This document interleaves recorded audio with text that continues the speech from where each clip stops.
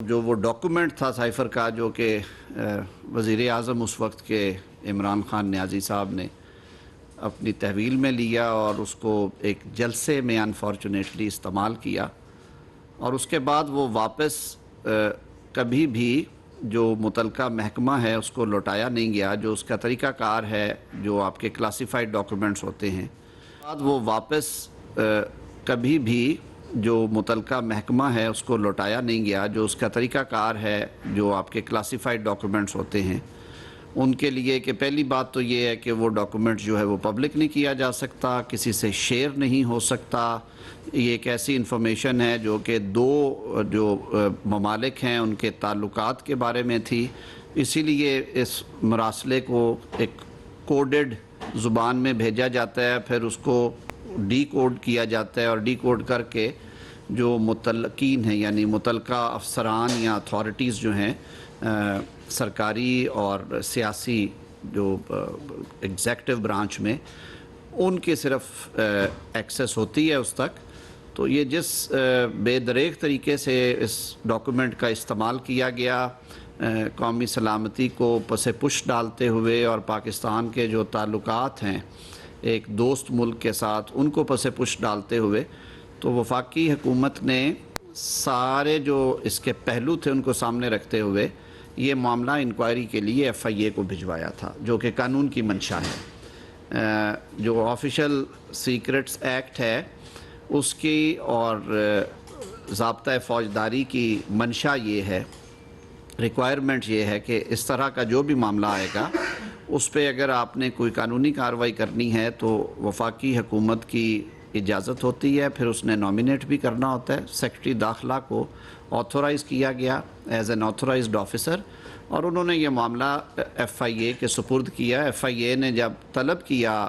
سابق وزیر اعظم عمران خان نیازی صاحب کو، تو انہوں نے بجائے جا کے جواب دینے کے کہ وہ اپنا موقف بیان کریں، انہوں نے لاہور ہائی کورٹ میں اس کو چیلنج کر دیا تھا، اور لاہور ہائی کورٹ نے پہلی ہی پیشی پہ بغیر حکومت کو سنے اور نوٹس کیے اس پہ سٹے جاری کر دیا، انجنکٹیو آرڈر آ گیا تھا لاہور ہائی کورٹ سے، اور یہ معاملہ تقریباً 6.5 ماہ سے زائد عرصہ وہاں پہ سٹے کی نظر ہوا، اور پچھلے دنوں میں ہی وفاقی حکومت کی جو درخواست پڑی ہوئی تھی ویکیشن آف سٹے کی، اس کی باری آئی، سنوائی ہوئی، تو بالآخر وہ سٹے جو ہے ویکیٹ کیا گیا آن لیگل گراؤنڈز۔ مین وائل یہ جو ڈیولپمنٹ ہوئی ہے کہ ان کے جو پرنسپل سیکرٹری ہیں اس وقت کے، جنہوں نے وہ ڈاکومنٹ ان کے حوالے کیا متعلقہ محکمے سے وصول کرنے کے بعد، اور جن کی یہ ذمہ داری تھی کہ وہ ڈاکومنٹ ان سے لے کے واپس وہاں پہ سیف کسٹڈی میں رکھتے ریلیونٹ جگہ پہ، ان کا بیان آیا جس نے تصدیق کر دی 164 کے بیان نے کہ اس ڈاکومنٹ کو کن مقاصد کے لیے وزیر اعظم اس وقت کے جو تھے عمران خان صاحب، انہوں نے کن مقاصد کے لیے ان سے حاصل کیا، پھر انہوں نے کیا کہا کہ اس پہ کس طرح کا بیانیہ بنانا چاہیے اور اس کو سیاسی مقاصد کے لیے استعمال کریں، اور جو ووٹ آف نو کانفیڈنس ہے اس سے بچا جائے۔ پھر اس کے کانسیکوینس کے طور پہ نہ صرف اسے جلسے میں لہرایا، اس پہ ایک بیانیہ کریٹ کیا گیا، اور پھر جس جلد بازی اور صورت کے ساتھ اس وقت کے وزیر قانون نے فلور آف دا ہاؤس پہ اس کارڈ کو استعمال کیا، اور جو اس وقت پریزائیڈ کر رہے تھے قومی اسمبلی کا اجلاس، انہوں نے ہمارے سامنے دیکھتے ہی دیکھتے بغیر اس پہ ڈیبیٹ کروائے کہ آیا کوئی ایسی بات ہے بھی یا نہیں، آیا ایسا کوئی سائفر یا ڈاکومنٹ اس طرح کی جس طرح کا بیانیہ بیان کیا جا رہا ہے اس میں اس طرح کی کسی بات کا ووٹ آف نو کانفیڈنس کا ذکر تھا یا نہیں تھا، اور اگر تھا تو کس تناظر میں تھا۔ اور جو اس وقت کی اپوزیشن تھی جنہوں نے وہ تحریک عدم اعتماد موو کر رکھی تھی، طریقہ تو یہ تھا کہ پھر انہیں فلور دیا جاتا، اور جو معاملہ پارلیمنٹ میں جس طرح سے پارلیمان میں منطقی انجام کو پہنچایا جاتا ہے کہ آپ آئل کی اس طرف اور اس طرف حزب اقتدار اور حزب اختلاف کا موقف سننے کے بعد سپیکر رولنگ دیتے ہیں، آج تک ہم نے پاکستان کی پارلیمانی تاریخ میں یہ نہیں دیکھا ہوگا کہ ایک نکتہ اٹھایا گیا اور اس پہ بغیر بحث تمہیز کے، بغیر دوسرا موقف سنے، بغیر ایون جو اس وقت کی حزب اقتدار تھی اس کے کسی دوسرے رکن سے اس کی تصدیق کرائے بغیر ڈیپٹی سپیکر نے وہ جو موشن آف نو کانفیڈنس تھی وہ کوئی 1.5 منٹ کے اندر اندر اس کو ڈسمس کر دیا اور آرٹیکل 95 کی خلاف ورزی کرتے ہوئے عدم اعتماد کی تحریک کو انہوں نے مسترد کر دیا. اور پھر آپ سب نے دیکھا کہ اس ڈسمسل کا، ریجیکشن کا فائدہ اٹھاتے ہوئے اس رولنگ کا جو کہ ان کانسٹیٹیوشنل تھی، عمران خان صاحب نے صدر عارف الوی صاحب کو ایڈوائس کی اور اگلے 3 منٹ میں پاکستان کا جو سب سے بڑا مقتدر ایوان ہے قومی اسمبلی، اسے تحلیل کر دیا گیا. اس آئین شکنی کے خلاف اس وقت کی اپوزیشن جو موورز تھے انہوں نے عدالت عظمیٰ سے رجوع کیا اور عدالت عظمیٰ نے فریقین کو سماعت کرنے کے بعد ڈپٹی سپیکر کی اس رولنگ کو غیر آئینی قرار دیا اور ایز اے کانسیکوینس قومی اسمبلی جو ہے وہ بحال کر دی گئی اور حکم دیا گیا کہ ووٹ کرایا جائے اور وہ سارا عمل جو ہے وہ آئینی طریقہ کار سے ہوا. تو اب اس تناظر میں دیکھتے ہیں کہ کیا یہ اتنی چھوٹی بات تھی کہ جس پہ قانونی کارروائی کا سوچا بھی نہ جائے، اور حکومت نے اپنی آئینی ذمہ داری اور قانونی ذمہ داری کے ساتھ ساتھ اخلاقی ذمہ داری بھی پوری کی. حکومت نے یہ حکم خود جاری کرنے کی بجائے حکومت نے قانون کی منشا کے عین مطابق یہ معاملہ سارا جو ہے، جو under the law investigating agency ہے انکوائر کرنے کے لیے مجاز، وہ شیڈیول کے مطابق ایف آئی اے ہے، تو یہ معاملہ ایف آئی اے کو بھیجا گیا. باقی بات میں نے آپ کے سامنے کر دی. ابھی معاملہ کیونکہ زیر تفتیش ہے اور اس میں عمران خان صاحب کو 25 جولائی کو انویسٹیگیشن ٹیم نے دوبارہ طلب کیا ہے کہ وہ اپنا جو بھی موقف دینا چاہیں وہ دیں. ظاہر ہے اب اس میں ایک اہم گواہ آ گئے ہیں جو کہ پہلے جو شامل انکوائری نہیں تھے ہو رہے، انہوں نے 164 کا بیان قانون کے مطابق میجسٹریٹ صاحب کے سامنے دیا ہے، جس کے مندرجات آپ سب کے پاس موجود ہیں. آپ بیان سنا، کچھ نے اس کے کچھ حصے پڑھے بھی ہوں گے، میری نظر سے بھی گزرا. تو اس بیان کی روشنی میں اور جو عمران خان صاحب اس میں اپنا جواب داخل کرنا چاہیں گے اس کو سامنے رکھتے ہوئے، جو آفیشل سیکرٹ ایکٹ کی متعلقہ شقیں اور دفعات ہیں سیکشن 3 اور 5 کے مطابق، ان کو سامنے رکھتے ہوئے اور سیکشن 5 کی کلاز اے اور پھر کلاز بی اور پھر سب سیکشن 3 کو سامنے رکھتے ہوئے ایف آئی اے یہ ڈیسائیڈ کرے گی ایز این انویسٹیگیٹنگ ایجنسی کہ اس انکوائری کو وہ کرمنل پروسیڈنگز میں کنورٹ کرنے کے لیے وہ آگے تحرک کرتے ہیں. تو یہ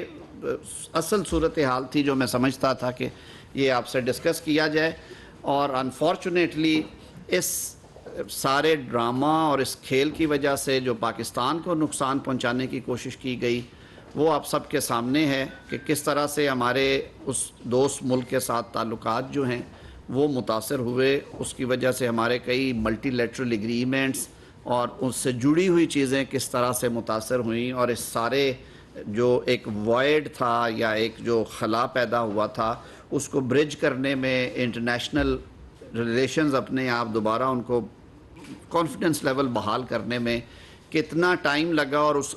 عرصے میں اس ملک کے غریب عوام نے معاشی حوالوں سے کس قدر تکلیفیں اور صعوبتیں برداشت کی. تو یہ اب گورنمنٹ کا یہ ریزولو ہے کہ اس کی inquiry investigation strictly in accordance with law merit پہ ہوگی، انکوائری بھی میرٹ پہ ہوگی، تفتیش بھی میرٹ پہ ہوگی. اس مقدمے کا الٹیمیٹ فیصلہ جو ہے وہ ایک عدالت کرتی ہے جو کہ ہائی کورٹس اور سپریم کورٹ کے انڈر کام کرتی ہیں عدالتیں. اور آپ کو پتہ ہے کہ ہماری جو کانسٹیٹیوشنل سکیم ہے اس میں جو ٹرائکوتھمی کا فلسفہ ہے، تھیری ہے کہ 3 ستون ہیں، عدلیہ بالکل انڈیپینڈنٹلی کام کرتی ہے، کچھ مقننہ کے فرائض ہیں، فنکشنز ہیں، اور اسی طرح ایگزیکٹو کے ہیں. تو وہ this case shall be concluded, proceeded, decided strictly in accordance with the constitution and law. Mister صاحب یہ بتا دیں کہ سائفر کا جو ڈرامہ آپ کو سامنے آ گیا سارا، جس طریقے سے قومی سلامتی اور ملک کی وقار کو داؤ پر لگایا گیا، چونکہ اب لا منسٹر ہے، قانون کیا کہتا ہے کہ کتنی سزا اس سارے پروسیس میں کی جا سکتی ہے. دوسرا جو 9 مئی کے واقعات سے جڑے جتنے ملٹری کے پاس حاصل لوگ ہیں اس کے حوالے سے بھی سپریم کورٹ کہہ رہی ہے کہ رائٹ آف اپیل دیا جائے. تو اس حوالے سے بتائیں بھی وفاقی حکومت کیا سوچتی ہے، قانون میں اس کم ہے کہ جہاں پہ جائے تو ریلیف دینے کی بات کیا جاتی ہے؟ 2 باتیں جی. آپ نے پہلا آپ کے سوال کا حصہ یہ ہے کہ آفیشل سیکرٹ ایکٹ کے تحت جو سزائیں ہیں وہ کیا ہیں.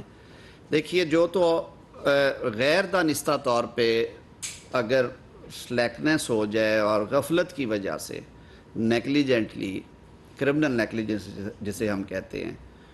اس نوعیت کا کیس ہو کہ آپ نے وہ ڈاکومنٹ جو ہے اس کی پراپر کیئر نہیں کی اور حفاظت نہیں کی، یا وہ آپ سے کہیں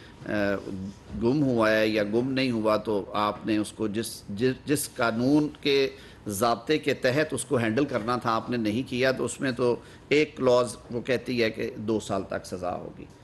لیکن اگر شہادت اس بات کی ہے کہ اس کلاسیفائڈ ڈاکومنٹ کو پبلک کرنا یا اس کو شیئر کرنے کی وجہ جو تھی وہ اس طرح کے ذاتی مقاصد تھے جو کہ ابھی ہم سب کے سامنے آ رہے ہیں، اور اس کی وجہ سے قومی سلامتی جو ہے وہ خطرے میں جاتی یا وہ ملکی مفاد کے لیے پریجوڈیشل ہے، تو اس صورت میں وہ کیٹیگری ہے وہ 14 سال والی بھی ہے، اور جو بہت سنگین نوعیت کے مقدمات ہوتے ہیں اس میں ڈیفینس ریلیٹڈ بھی کچھ سٹریکس آتی ہیں، اس میں پھر سزائیں اس سے اوپر بھی جا سکتی ہیں۔ 9 مئی کے واقعے کے حوالے سے آپ کا سوال یہ تھا کہ سپریم کورٹ میں پروسیڈنگز پینڈنگ ہے، کیونکہ میٹر سب جوڈس ہے، میں اس پہ بہت زیادہ کمنٹ نہیں کرنا چاہوں گا، لیکن اٹارنی جنرل صاحب نے جو دلائل دیے ہیں وفاق کی طرف سے انہیں میں اون کرتے ہوئے یہ بات کہہ رہا ہوں کہ آرمی ایکٹ کے تحت جو سویلینز کے ٹرائل ہیں وہ آج کے نہیں، وہ پچھلی 5 دہائیوں سے ہو رہے ہیں۔ 1952 کے آرمی ایکٹ میں ایک بنیادی ترامیم کی گئی تھی 1967 کے اندر، جس کے تحت جو سویلینز تھے وہ بھی سبجیکٹ ہوئے، اس قانون کے تحت ان کا ٹرائل ممکن بنایا گیا۔ وہ معاملہ پھر چیلنج ہوا، جو اس سے کیسز نکلے لاہور ہائی کورٹ میں اور پشاور ہائی کورٹ میں، وہاں پہ ڈیفرنٹ فیصلے آئے، لارجر بینچ بھی بنے، اور فائنلی معاملہ جو ہے 1975 میں سپریم کورٹ آف پاکستان کے سامنے رکھا گیا، بریگیڈیئر ریٹائرڈ ایف بی علی کیس اسے ہم کہتے ہیں۔ اس میں پہلی دفعہ اسے ایگزامن کیا گیا اور اس کے بارے میں وضاحت سے بیان کیا گیا۔ اس کے پھر بہت مواقع آئے، اور خاص طور پہ ریسنٹ پاسٹ میں آپ کو یاد ہوگا کہ جنرل پرویز مشرف پہ وہ جو جھنڈا چیچی پل والا واقعہ تھا، اس پہ جو واقعہ پیش آیا، ان پہ جو خودکش حملہ ہوا تھا، اس کے ٹرائل میں بھی سویلینز کو ٹرائی کیا گیا، اور انہوں نے چیلنج کی جب اپنی جورسڈکشن کا معاملہ بھی اور سزائیں بھی، تو وہ معاملہ بھی سپریم کورٹ تک آیا۔ 2006 میں وہ فیصلہ ہوا، اور اس میں بھی کہا گیا کہ آرمی ایکٹ 1952 میں گنجائش ہے 2D کے اندر کہ کن حالات میں کیا جا سکتا ہے۔ 2D کے اندر یہ کہا گیا کہ جو کچھ تو جرائم الگ سے ہیں، لیکن اس کیس کے حوالے سے کہ اگر آپ جو عسکری تنصیبات ہیں اور وہ پروہیبٹڈ ایریاز ہیں، یعنی کہ وہ ایریاز ایسے ہیں جن میں کہ عام آدمی کی رسائی نہیں ہے، وہ اس کو اجازت نہیں ہے بغیر اجازت کے اندر داخل ہونے کے، اگر کوئی ٹریس پاس کرتا ہے اور پھر ایک کیٹیگری آف افینسز ہے وہ کرتے ہیں، تو اسی آفیشل سیکرٹ ایکٹ کے تحت بھی وہ پروسیڈ ہوتے ہیں، ریڈ ود آرمی ایکٹ۔ اور 2015 میں جب فوجی عدالتیں بنائی گئی تھی تو میں ایک وضاحت کرتا چلوں، اس میں آئینی ترمیم اس لیے کرنا پڑی اور خصوصی لیجسلیشن بھی اس لیے کرنا پڑی اور سنسیٹ کلوز بھی اس لیے دینا پڑی 2 سال کی، کہ اس قانون سازی کے ذریعے سانحہ APS کے بعد وفاقی حکومت نے دہشت گردی کی جو لہر تھی، آن سلاٹ تھی، اس کو روکنے کے لیے،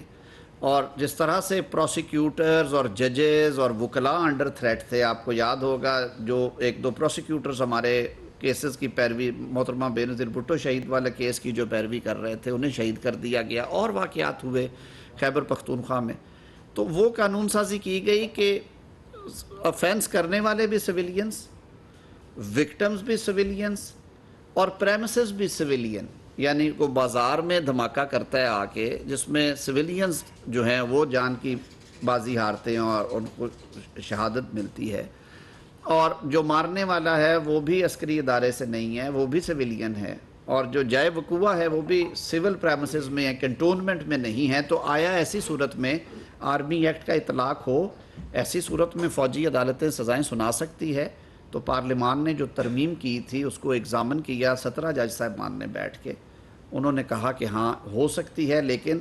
یہ کیونکہ اسپیشل سرکمسٹانسز ہیں، ہم ایک جنگی ماحول میں رہ رہے ہیں، پاکستان دہشت گردی کی شدید لہر میں ہے، تو ہم یہ ایکسپیکٹ کرتے ہیں کہ پارلیمان ایسی قانون سازی کرے جس میں اس میں سنسیٹ کلوز ہو اور 2 سال کے لیے یہ اسپیشل ارینجمنٹ رکھی جائے، اگر حالات نہ سدھریں تو اس کو مزید 2 سال دیے جا سکتے ہیں۔ آپ سب نے بھی دیکھا کہ 2017 اور پھر 2019 تک اس کی توسیع کی گئی، وہ ختم ہو گیا، یہ اوریجنل ایکٹ میں ہے، اور میں نے آپ سے جیسے شروع میں کہا کوئی ترمیم نہیں کی حکومت نے، نہ کیبنٹ نے، نہ شیڈیول میں ترمیم، نہ قانون میں ترمیم. یہ عسکری اداروں کا فیصلہ تھا، ان کی پریمیسز پہ اٹیکس ہوئے تھے، انہوں نے فیصلہ کیا قانون کے مطابق. سول سائٹ پہ جو عدالتیں ان ملزموں کا کیسز دیکھ رہی تھیں، ملزمان کے انسداد دہشت گردی کی عدالتیں یا میجسٹریل کورٹس، انہوں نے قانون کے مطابق درخواستیں دے کے ان لوگوں کی تحویل لی. اب معاملہ عدالت میں زیر تنقید ہے، کیونکہ اس وقت اس سے زیادہ اس پہ بات نہیں کرنی چاہیے. سپریم کورٹ نے کہا ہنٹ کیا کہ اسپیشل لیجسلیشن کر کے تو right to appeal court of law میں یا کانسٹیٹیوشن کورٹ میں دیا جانا ہے یا نہیں، تو کیا گورنمنٹ اس پہ کوئی غور کر رہی ہے کہ 9 مئی کے لیے اس طرح؟ دیکھیے آلریڈی آرمی ایکٹ میں ایک رائٹ آف اپیل ہے نمبر 1، لیکن وہ ان کی انٹرنل ہائرارکی ہے. جو سٹینڈنگ کورٹ ہے وہ عام طور پہ 3 ججز پہ، 3 لوگوں پہ مشتمل ہوتی ہے، جو کہ ذمہ داری پریزائڈنگ آفیسرز کی سر انجام دیتے ہیں. اس میں ڈیپینڈ کرتا ہے کیس کی نوعیت اور وہ کس طرح کا نوٹیفیکیشن آتا ہے. بریگیڈیئر لیول کے آفیسر اگر اس کو ہیڈ کر رہے ہیں تو 2 کرنل لیول کے لوگ ان کے ساتھ بیٹھتے ہیں، یا اپر لیول ہے تو اسی طرح 3 کا پینل. اور پھر اسکیل جو ہے وہ ڈسکریشن دی گئی ہے، اختیار دیا گیا ہے آرمی چیف کو کہ وہ خود سنتے ہیں یا وہ پینل آف اپیل اپوائنٹ کرتے ہیں. لیکن 2015 کی ججمنٹ میں، جسے ہم راولپنڈی بار ایسوسی ایشن کے ٹائٹل سے جانتے ہیں، اس میں بہت ساری پٹیشنز تھی جن میں بار کاؤنسل، بار ایسوسی ایشن، سول سوسائٹی کی، وہ ساری ایگزامن کرنے کے بعد سپریم کورٹ نے 17 جج صاحبان نے اسے سنا، فل کورٹ بنی، اور انہوں نے کہا کہ یہ ہر ایگریوڈ پرسن جو ہے، متاثرہ شخص، یہ اس کا رائٹ ہوگا آرٹیکل 10A کیونکہ ہمارے آئین میں ہے، اور آرٹیکل 4 کو اور 25 کو سامنے رکھے کہ وہ اپنی کنوکشن کے خلاف جوڈیشل ریویو میں چلا جائے، یعنی کہ ریٹ جورسڈکشن انووک کر لے. اور اس صورت میں انہوں نے کچھ پیرامیٹرز بھی طے کر دیے تھے. تو وہ ظاہر ہے جب آپ اگر ریٹ جورسڈکشن میں جاتے ہیں تو پھر لا محالہ آپ کو 185 کے تحت سپریم کورٹ آنے کا بھی اختیار حاصل ہوتا ہے اگر سپریم کورٹ آپ کو لیو گرانٹ کرتی ہے. تو میرے خیال میں آلریڈی یہ سارے میٹرز جو ہیں فل کورٹ ان کو ڈیل کر چکی ہے. اٹارنی جنرل صاحب کی آرگومنٹس ابھی جاری ہیں، وہ اس پہ جواب دیں گے. لیکن میری جتنی عقل سمجھ یا جتنا قانون میں نے پڑھا یا اس ججمنٹ کو اگر میں سامنے رکھوں تو یہ سیفٹی ویلو یا یہ جو رائٹ ہے یہ آلریڈی گرانٹیڈ ہے. دوسرا، ہمارے آرمی ایکٹ کے تحت جو رولز بنے ہوئے ہیں ٹرائل کے، وہ ICCPR جو ہماری انٹرنیشنل آبلیگیشن ہے، international covenant for civil and political rights, اس کے آرٹیکل 14 میں جو بیسک بنیادی تحفظات حاصل ہیں کسی بھی ملزم کو اگر وہ اس طرح کے کیسز میں ٹرائل ہوتا ہے، کہ ٹرائل ان ابسینشیا نہ ہو، اس ایکٹ میں نہیں ہے. اس حوالے سے یہ کہ اس کو وکیل اپنی مرضی کا کرنے کی سہولت ہے وہ ہے اس کیس میں. یہ کہ اس کے جو فیئر ٹرائل کی پروسیڈنگز مہیا کی جائیں گی، ایویڈنس ریکارڈ ہوگی، on the basis of that evidence decision آنا چاہیے، اور ویل ریزنڈ ججمنٹ آئے گی. یہ ساری باتیں ان میں ہیں، اور فیملی تک ایکسیس ہوگی ٹو پریپیئر کیس، اور پھر آپ کو ڈیفنس ایویڈنس دینے کا اختیار ہے. یہ ساری چیزیں آرمی ایکٹ کے تحت جو رولز بنائے گئے ہیں ان رولز میں یہ چیزیں موجود ہیں. اور اسی وجہ سے انٹرنیشنل لیول پہ آپ نے دیکھا ہوگا کہ ملٹی لیٹرل یا بائی لیٹرل ٹریٹیز کو ایک طرف رکھتے ہیں، کسی فورم سے